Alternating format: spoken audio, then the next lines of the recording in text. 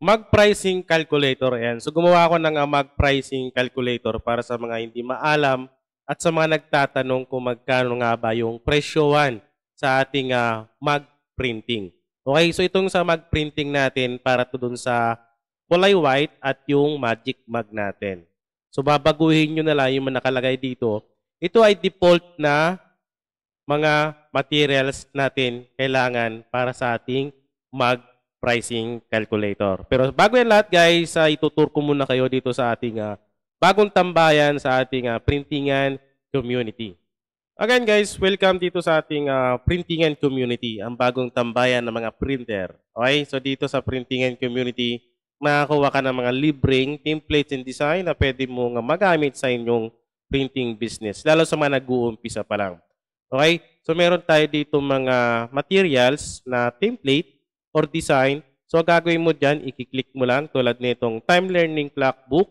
So i-click mo lang yan. So lalabas ka agad dito yung details ng ating design na pwede mong gamitin. Tulad nito, A4 size yan na bond paper yung kailangan dyan.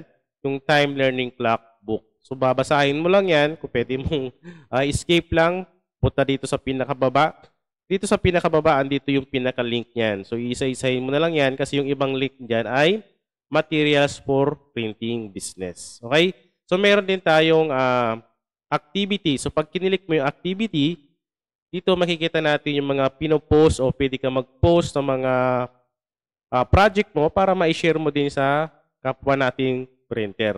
Okay? So, makikita mo dito yung activity feeds para siyang Facebook lang din. Diba? Dito mo makita yung mga naglalagin, yung mga member na lumalagin. Ayan, lumalagin. Okay, yung mga active members natin. So makikita mo yan dyan. So i-scroll mo lang. So parang Facebook lang din naman siya. So meron din tayong members. So makikita mo yung mga members na kasali dito sa ating website. So pre-create lang yan guys. Pwede kayo gumawa ng account dito ng libre lang. Okay? Para makapag-share kayo at may matutunan yung mga hindi pa masyadong maalam sa printing business. Okay? Meron din tayong group. Ayan. So meron tayo ditong default na group. So 5 ito, pwede kang gumawa ng sarili mong group at invite yung mga kasama mo. So meron tayong buy and sell, Mindanao group, Luzon, buy and sell templates at Visayas. Kung taga Mindanao ka, pwede ka sumali dyan. Kung taga Luzon ka, pwede ka sumali dyan. Okay? Kung template creator ka at gusto mo magbenta ng sarili mong design, pwede mo siya i-post dito sa ating buy and sell templates in design na group. Okay? So, meron din tayong credit points buy and sell. Dito kasi guys sa ating website, pwede ka mag-earn ng credit points na pwede mo gamitin pambili sa ating mga premium templates and design. So, dito yan sa shop. So, dito sa shop natin, tulad nito, yung Halloween party hat natin, mabibili mo siya sa halagang 99 pesos. Pero kung makaipon ka ng 60 credit points, pwede mo siyang bilhin gamit yung credit points mo.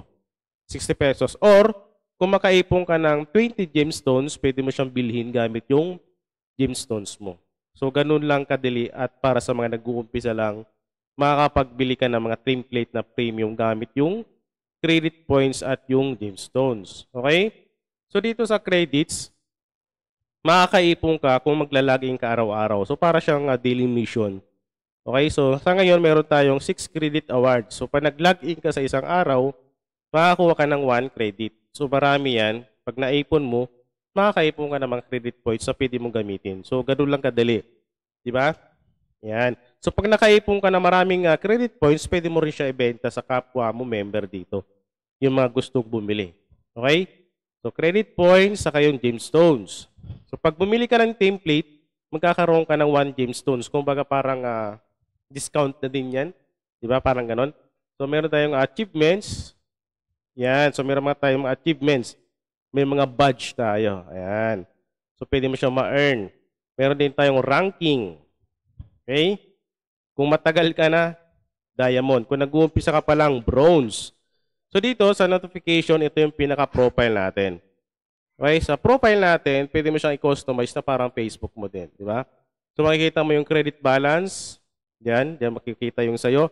Yung mga badge na pwede mo ma-earn, at yung mga friends mo, andyan doon lalabas yan. Yung mga groups, yung mga post mo, diyan lalabas yan. So parang Facebook din talaga siya. May blue badge din siya, di ba?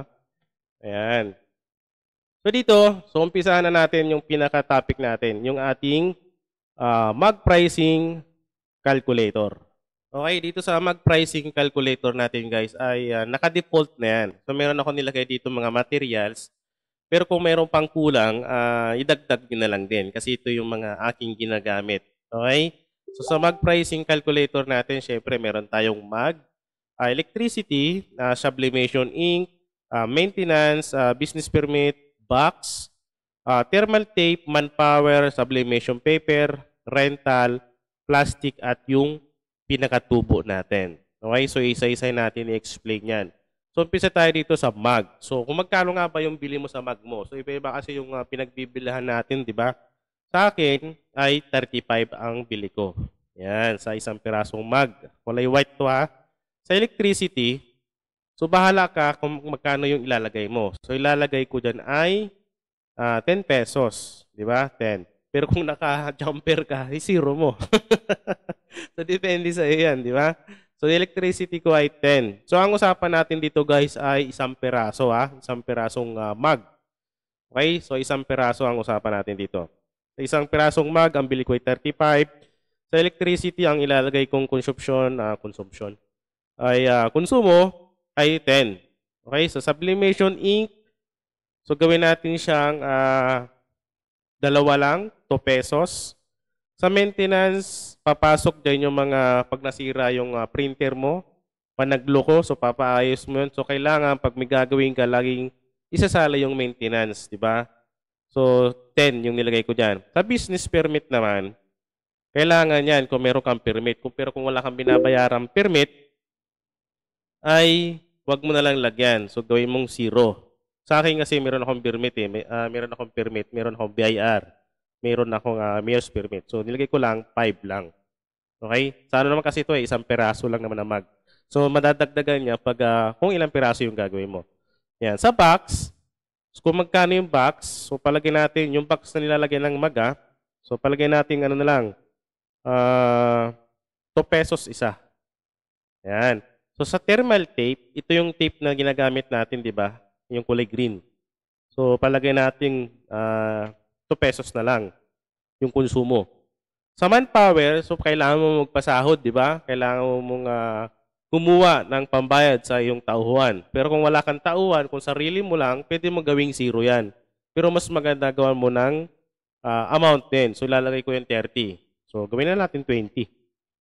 Yan, so 20 na lang. Sa sublimation paper, gawin natin 2 pesos. Dito naman sa rental, napaka-importante, kailangan isama natin to sa computation natin. So kung nangungupahan ka, kailangan lagay mo yan. So lagay natin ay 10.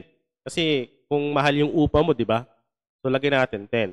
Sa plastic naman, kung may box ka na, di mo na kailangan ng plastic. So gawin natin 0 yan. Pero kung meron kang plastic, gawin mong 0 yung box. Ganoon lang din. Sa tubo, wag muna natin siya lalagyan. Diba? Para ma-surprise tayo. Okay, so naset na natin yung ating mga kailangan. So kung meron pang kulang dito ay idagdag nyo na lang. Okay? So dito, set na natin yan yung presyo. Ang usapan natin ay isang piraso lang ha. So i-compute na lang natin yan pag maramihan yung gawa.